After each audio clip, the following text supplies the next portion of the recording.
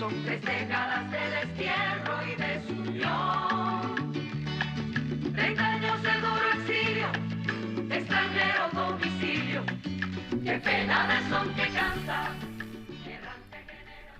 Saludos amigos de Cuba y su historia, parte de la programación en español de la WLRN, Canal 17, Televisión Pública. Mi nombre es Alberto Müller. En el día de hoy Cuba y su historia va a la historia reciente, a la historia que a muchos no les gusta porque es muy cambiante y es muy rápida y es muy complicada para evaluarla, pero bueno, estamos obligados realmente con la historia. En Cuba acaban de pasar acontecimientos únicos alrededor del estudiantado cubano, y que además el estudiantado cubano en su historia republicana ha sido siempre un factor de rebeldía, de cambio y de dignidad. En el caso que vamos a analizar hoy, los estudiantes protestando por las tarifas alrededor de Texas, de comunicaciones. Pero para hablar de este tema, hemos traído al el presidente de Cuba Siglo XXI, Juan Antonio Blanco, gran amigo y por supuesto una persona que conoce de Cuba y que conoce mucho de esta historia reciente. Bienvenido, Juan Antonio. Muchas gracias. En Cuba y su historia. Un placer siempre estar contigo. Sí, acaban de ocurrir acontecimientos en Cuba que sorprendieron a todo el mundo, porque salió el conflicto de los estudiantes, y los estudiantes siempre traen un componente sorpresivo y duro, ¿no? Entonces, háblanos un poco de este paro que, al margen de que luzca resuelto, definitivamente dejó un precedente, ¿no? Bueno, vamos a comenzar por decir que desde el 11 de julio del 21 no había ocurrido un hecho de insumisión nacional, digo nacional, subrayo, no porque ocurrió en Cuba, sino que tuvo un alcance nacional. De esta envergadura. De esta envergadura, que haya involucrado a un sector de la población específico.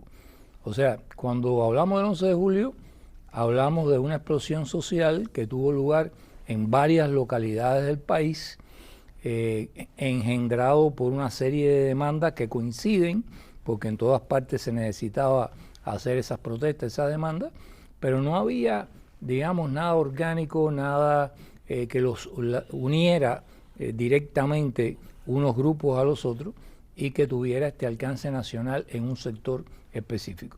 Al ser ese sector, además, los estudiantes, o sea, no estamos hablando de los campesinos, no estamos hablando de los obreros, estamos hablando de un sector que atraviesa transversalmente a toda la sociedad. Ahí están los hijos de todo el mundo. Los hijos del obrero, los hijos de los oficiales MININ. Como ha sido siempre. Exactamente.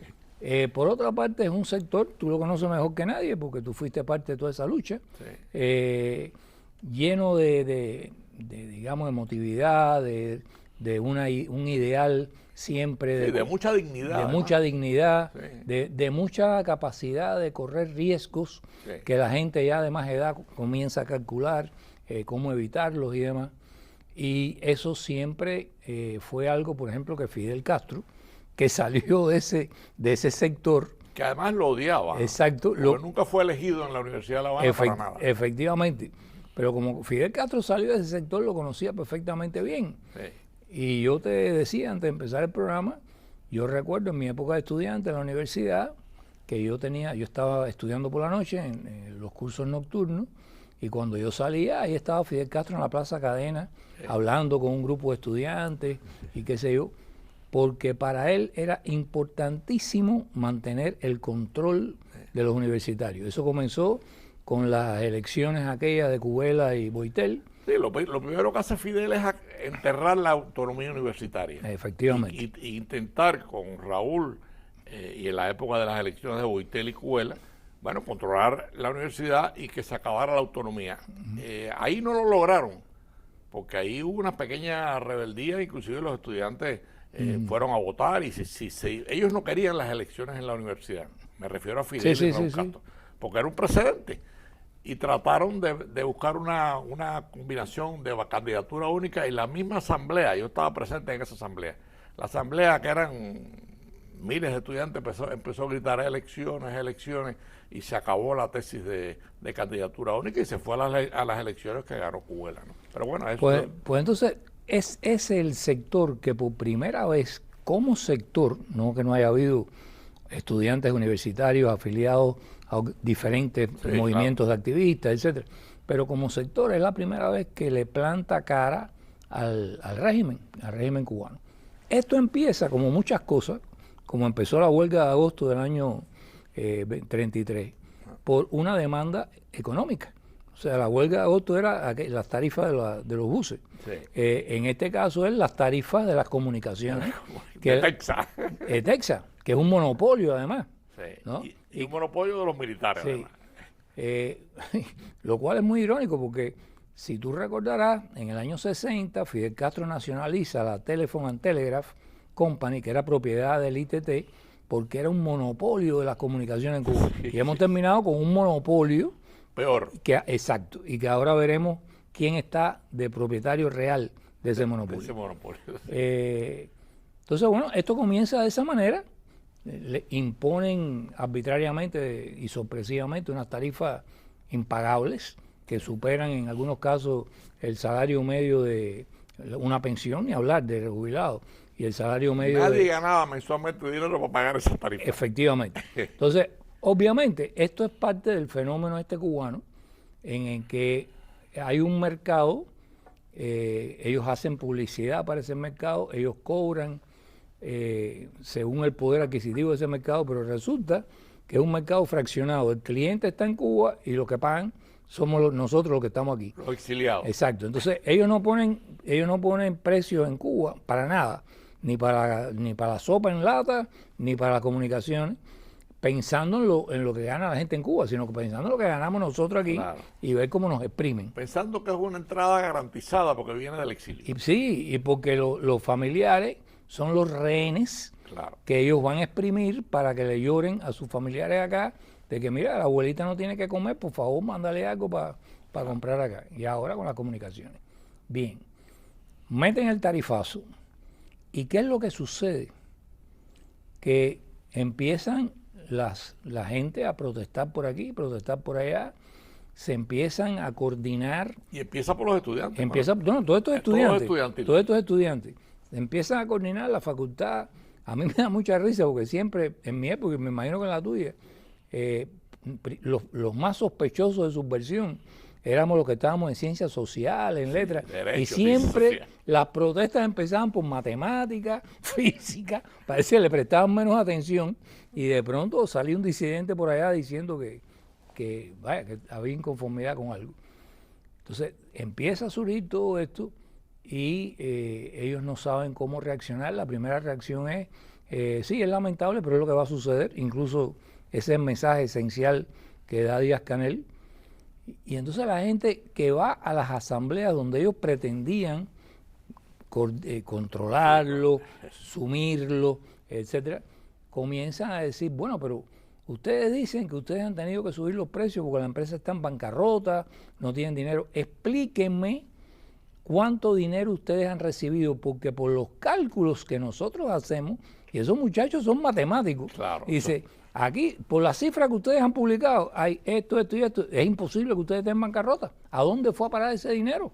Entonces, cuando tú empiezas a pedir eso se llama transparencia. Claro. Y en este momento, en una sociedad de un Estado mafioso, como yo explicaré, y de nuevo aquí para el público, no usamos nosotros en Cuba siglo XXI el término mafioso peyorativamente.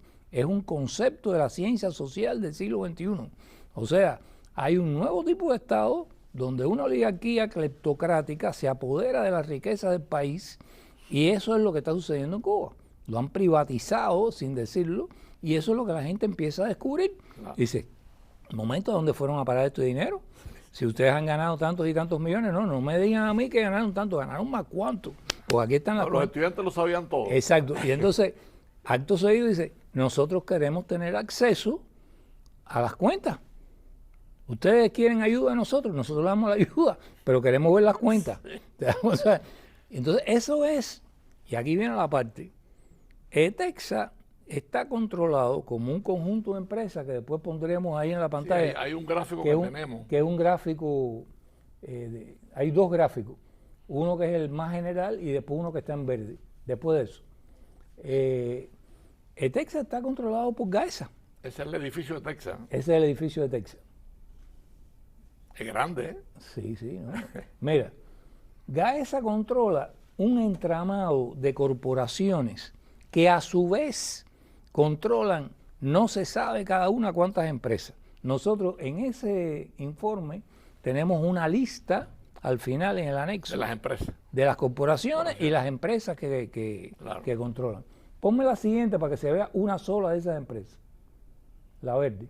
Bueno, ahí lo tienes en la gráfica anterior, en esa aparente telaraña. Sí, están todas las empresas. Están todas las empresas que están controladas por Gaesa, las corporaciones. Pero aquí, por ejemplo, como cogemos una sola de ellas, Cimex. Entonces, mira todas esas empresas que tiene por debajo. Ahora, cuando tú ves, por ejemplo, qué sé yo, ahí del lado derecho, Service Coupet. Service Coupet no es una empresa, no es una tienda. Service Coupet son todas las estaciones de gasolina Coupet. Un monopolio. Sí, que aportan dinero. Entonces, esos son miles de millones de dólares que le entran al país por todas partes. O sea, le entran al país, no. Aquí va la cosa. A Gaesa. Le entran a Gaesa. Sí. ¿No? Ahora, ¿qué sucede con esta empresa, con Cimex? Y entonces aquí podemos usar unos documentos que tenemos ahí también en gráfico. Cuando hay un juicio hace unos años atrás, que si mal no recuerdo fue de la Exxon, contra Cimex, porque ellos controlan también las estaciones de petróleo y unos tanques de petróleo, los que están ahí en la bahía, la refinería y qué sé yo, van a juicio y la señora que está al frente de Cimex declara en el juicio de que Cimex no puede ser afectada por la Halliburton porque no es una empresa cubana. Porque es extranjera. Es extranjera. Sí, y entonces, aquello, vaya, ¿cómo que es extranjera? Aquello causó estupor, ¿no? Y entonces dice, bueno, sí, no, yo tengo documentos aquí para demostrarlo. Y sacó documentos oficiales que están ahí, están en una de las gráficas, donde se demuestra que ellos están registrados, Cimex, está registrado como Cimex Panamá. Claro. Y entonces todas esas empresas que tú has visto en el gráfico que pusimos son sucursales. O sea, no son cubanas. No son cubanas, son Sí, señor. sucursales que resulta que están en Cuba como podrían estar en Hong Kong, pero son sucursales de la empresa matriz, que es la panameña. ¿Y qué cosa es la empresa matriz en Canadá? Perdón, en Panamá. En Panamá. Una sociedad anónima. Por lo tanto, todo ese dinero que esta gente recauda No es auditable. no es auditable Sí, por señor. nadie, va a parar a Panamá y de ahí se dispersa a esa sociedad anónima. Por eso es Cimex S.A., sociedad anónima, Claro. de accionistas que son privados, que no sabemos quiénes son Claro. y que están, digamos, Que la manejan ellos nada más, Exactamente. Entonces, esto lo hablamos en un programa anterior. Esto es un modelo extractivista, explotador de los recursos nacionales cubanos. Esta gente, Gaesa, se ha apoderado de más del 70% por esta vía de recursos nacionales, pero incluso aquellas entidades que no son directamente, administrativamente hablando, propiedad de Gaesa, tienen que depositar el dinero que hagan en dólares, por ejemplo, el Ministerio de Salud Pública y sus brigadas médicas. Todo ese dinero, esos miles de millones de dólares de las brigadas médicas, ¿a dónde van a parar? A Gaesa. ¿Cómo? Porque hay una ley interna en Cuba, una regulación, que dice que cualquier institución que gane dinero en dólares, en divisas, tiene que depositarlo en el Banco Financiero Internacional. Sí, ¿Y a quién pertenece el Banco Financiero Internacional? Gaesa. A Gaesa. Pero esto es un banco muy peculiar, porque tú pones aquí el dinero tuyo en el Chase y bueno, cuando quieres sacarlo, lo sacas, ¿no? Porque te hace falta que sea, no, ahí tú vas y le tocas en la puerta y dices, oye, tengo depositado aquí, digamos, 300 millones de dólares, pero me hace falta con urgencia sacar 20, como digamos el Ministerio de Salud Pública, porque tengo una pandemia en el país de COVID, la gente se está muriendo y yo necesito dinero para comprar vacunas, balones de oxígeno y ambulancias. No se le puede dar. Todo es atípico. Sí, no se le puede dar. Amigos, para los que han sintonizado tarde, en el día de hoy, en Cuba y su historia, estamos evaluando un fenómeno que sorprendió a la opinión pública y al mundo. Me refiero a una protesta estudiantil en Cuba por las tarifas de las comunicaciones. Ese fenómeno obviamente ha sido objeto de un análisis muy detenido de los especialistas y por supuesto en Cuba ha creado todo un precedente y algo que sabíamos nosotros, pero no se sabía con tantos detalles, y me refiero a que los estudiantes que protestaron le han sacado las cuentas a Gaesa y al pueblo de Cuba de todo el latrocinio que representa esta estructura económica, que además no es cubana, está inscrita en Panamá, y por supuesto ellos manejan sin ninguna auditoría esos fondos. Pero bueno, ahí te dejo, Juan Antonio, porque el tema es único, el tema... O sea, la tremenda contribución que han hecho los estudiantes a este momento que vive la nación cubana es abrir la caja de Pandora de que en qué país estamos viviendo. Claro. ¿Quién gobierna aquí y quién manda aquí? Que no son la misma cosa. Y entonces lo que va emergiendo es esto que pusimos en pantalla, de que el que manda es Gaesa, esa oligarquía opaca de sociedades anónimas que controla Gaesa. Que además no son cubanas. Que además, entre comillas, no son cubanos, que ellos sean cubanos, y posiblemente muchos tengan doble nacionalidad. Y el que gobierna en nombre de esa oligarquía es el gobierno que vemos en las pantallas de televisión, dando explicaciones, dando justificaciones. Pero ese gobierno... El gobierno real no es ese. Ese gobierno no tiene el poder para decidir cosas, incluidos los precios. O sea, eso viene de arriba, y arriba no es que viene el buró político, arriba viene de Gaesa. Ahora, ¿hay gente en el buró político que son de Gaesa? Sí, hay gente en el buró político que son de Gaesa. ¿Hay gente en la Asamblea del Poder Popular que responden a Gaesa? Sí, también. Pero ya no son esas las instituciones que deciden dentro de la estructura de un Estado comunista que vamos a hacer esta política. No, ellos reciben las directrices, y dentro de ese marco de orientaciones que le dan de arriba es que gobiernan. Y si le dicen, vamos a meter un tarifazo, hay un tarifazo. Y por eso cuando van a discutir con la empresa o van a discutir con funcionarios de gobierno, dicen, no, pero eso se decidió más arriba. ¿Más arriba dónde? Sí.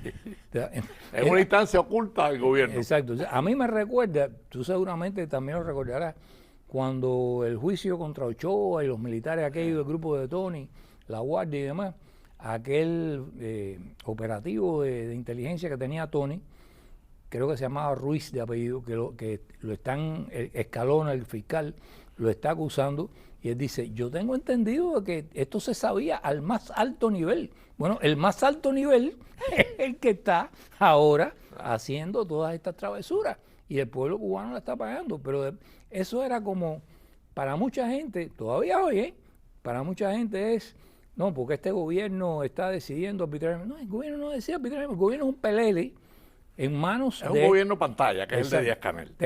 Lo que tenemos es un Estado que nosotros llamamos mafioso, no porque sea peyorativa la palabra, que lo es, sino porque ese es un nuevo concepto que ha surgido en la ciencia política de este siglo. O sea, hubo una serie de sociólogos y de politólogos, como Moisés Naim, como un señor en Hungría que fue ministro de Cultura, que creó incluso una institución para estudiar la transición de los estados comunistas a estados mafiosos. No todos se convirtieron en mafiosos, pero aquellos que se convirtieron en mafiosos. Y hay otras americanas por acá que también lo hacen. Y hay muchos libros analizando el estado mafioso de Putin, específicamente. Entonces, no es que nosotros usemos esto como una forma peyorativa, ¿no? Es que ese es el concepto actual que ha sustituido a otros conceptos que antes explicaban muchas cosas, como el Estado comunista burocrático, pero que ya no lo explican, porque esto ya no es un Estado comunista burocrático, esto es un Estado de gángster, que se apropian de la riqueza del país. Ni siquiera tú sabes a dónde va a parar la riqueza, ni siquiera tú sabes quiénes son los que están metidos en la operación. Es un concepto definitorio. Efectivamente. Con una precisión tremenda. Efectivamente. Entonces, lo que están haciendo estos estudiantes sin proponérselo, porque ellos lo que querían era protestar por la tarifa, sin proponérselo, han abierto la caja de Pandora, porque al decir, bueno, dale, nosotros le decimos los ayudamos a auditar sus cuentas. No me auditen nada. Ahí no te puedes meter. Exactamente, si no se puede meter en la propia Texas. Claro. No, además se descubre, una de las cosas que tú lo has comentado ya, se descubre que todo el engranaje de ellos, de inteligencia, comunicaciones por ahí, por los hoteles, todo se paga con ese dinero, o sea, lo pagan ellos con el dinero que viene del exterior. O sea, que Texas es inauditable, no hay ninguna vía para que los estudiantes, ni el gobierno, ni un académico pueda decir, bueno, aclaren esto, ¿no? No, y además de eso le imponen, con las tarifas abusivas que le ponen a la población y a la gente de la diáspora, están imponiéndoles el pago, el costo de sus operaciones de contrainteligencia contra los ciudadanos cubanos y en contra el activismo democrático, etcétera. O sea, ¿quién paga los teléfonos de la inteligencia, de la contrainteligencia, de la Federación de Mujeres Cubanas, del partido, toda esa estructura de poder, la financia los dólares que entran por vía de nosotros? La financia Miami. La financia Miami. Sí. O sea, nosotros financiamos nuestra propia represión. Ahora, Juan Antonio, hay un fenómeno, o sea, esto parece algo conocido, pero sin embargo es novedoso. O sea, esto que los estudiantes han hecho es novedoso en el sentido que es una alerta que viene del sector más capacitado, el sector más rebelde, como decías tú, es un sector que representa a Cuba, lo ha representado siempre. Exacto. O sea, las universidades han representado siempre esa sociedad. La de Cuba es una sociedad debilitada, malograda, colapsando, pero es una sociedad y esa es una realidad. O sea, los estudiantes han delatado todo, o sea, han dicho la verdad absoluta de todo el desastre cubano.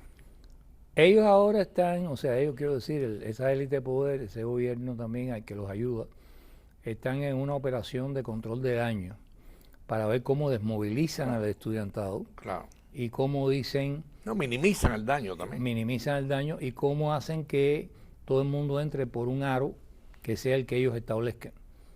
Para eso han creado una llamada comisión multisectorial, donde han invitado a un grupo de estudiantes seleccionados por ellos, obviamente, y a un grupo de gente de Texas, o sea, los demás no dan la cara, ¿se da cuenta?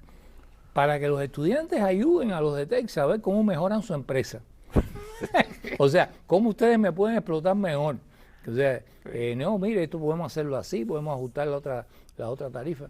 Mientras tanto, ¿qué le van a decir al resto del estudiantado y al resto de la población? La protesta terminó, ahora estamos ya dialogando, negociando. Y estamos rectificando. Sí. Bueno, ¿y quién le dio mandato a esa gente para que estén ahí?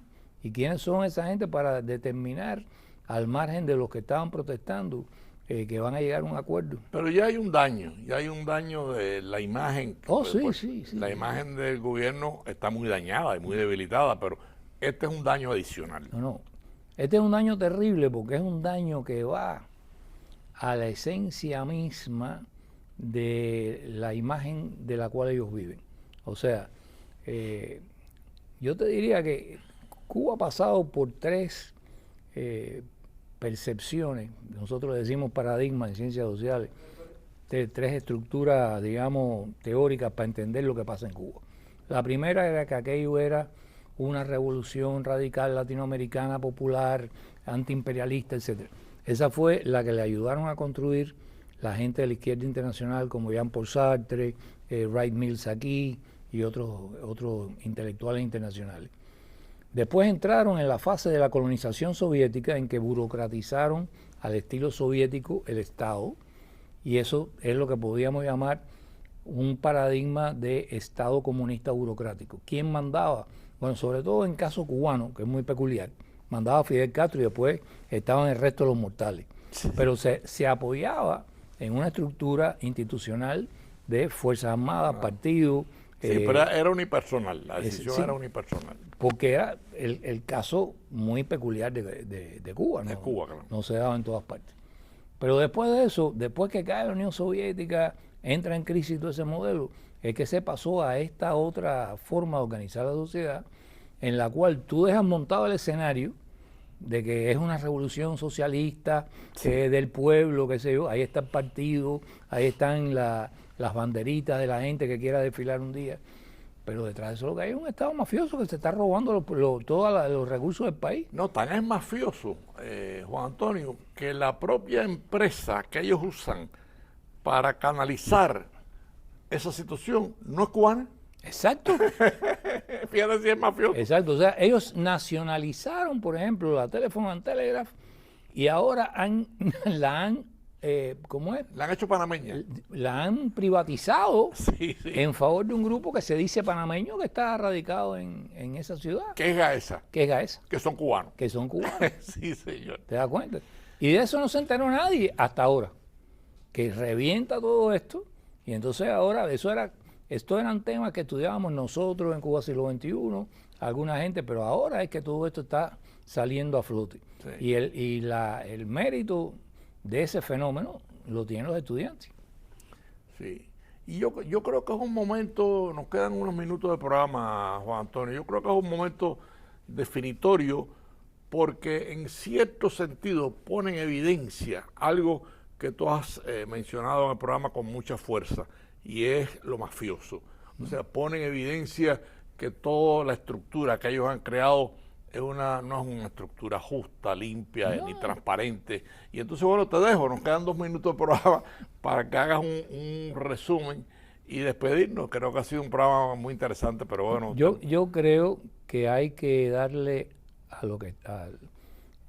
el valor y la magnitud de lo que está sucediendo con los estudiantes. Digo, está sucediendo, no ha terminado. Claro. Lo que está sucediendo con los estudiantes, todo el valor que tiene. Y el valor que tiene es, uno, no hubo desde el 11 de julio ningún evento nacional que tuviera la importancia y el impacto que ha tenido este movimiento, que todavía no han podido sofocar. Claro. Y que tiene la capacidad, incluso por el nivel intelectual de los que participan en el movimiento, de tener todavía más tracción con otro sector de la sociedad. Volvamos al año 33, el año 33 los estudiantes fueron capaces de arrastrar con ellos a sectores obreros, a sectores de otras... y después en Batista y después con Fidel, pero bueno, lamentablemente, Juan Antonio, el tiempo se ha terminado. Creo que hemos hecho, le hemos puesto un tema a nuestros oyentes y a la opinión pública que vale la pena evaluar. Te agradecemos muchísimo tu presencia en Cuba y su historia, porque estamos ante un acontecimiento, como acabas de decir tú, no ha terminado y tiene posibilidades de ayudar a que Cuba cambie. Gracias a Juan Antonio y nos vemos, amigos de Cuba y su historia, el próximo domingo a las 4:30 de la tarde. Son 3 décadas de